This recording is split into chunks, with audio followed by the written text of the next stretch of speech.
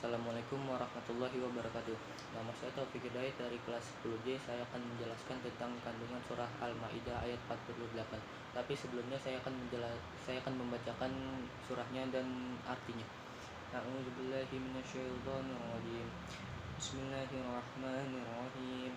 Wa anzalna ilaikal kitaba bil haqqi musaddiqan lima baina yadayhi minal kitabi wa muhaiminan alaihi fahkum bainahum bima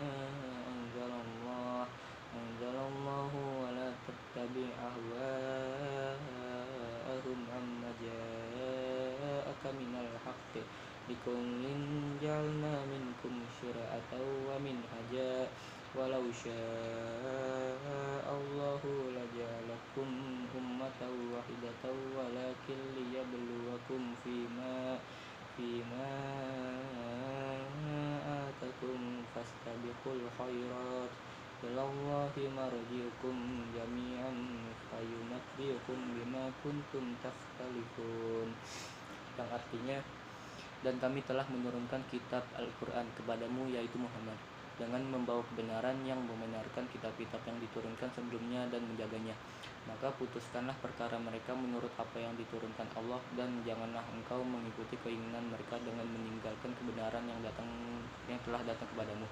Untuk setiap umat di antara kamu kami berikan aturan dan jalan yang terang. Kalau Allah menghendaki, niscaya kamu dijadikannya satu umat. Tetapi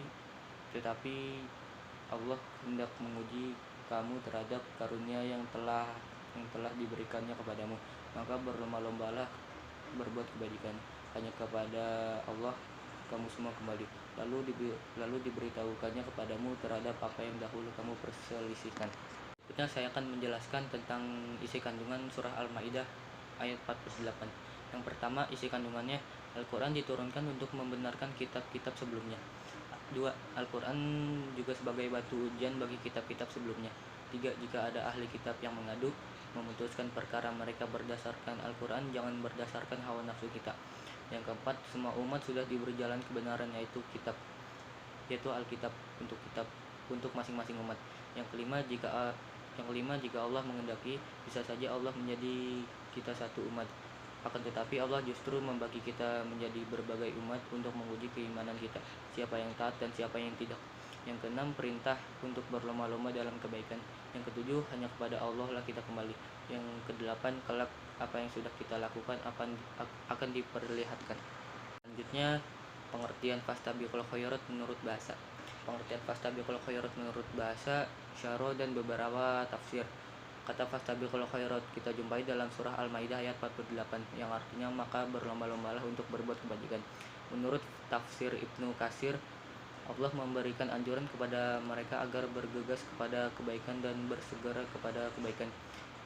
Di dalam kitab tafsir Jalalain dikatakan bahwa makna dari fastabiqul khairat ialah segera menaati dan menerimanya. Kemudian dalam tafsir Al-Qurtubi diartikan bahwa bersegeralah kalian kepada ketaatan.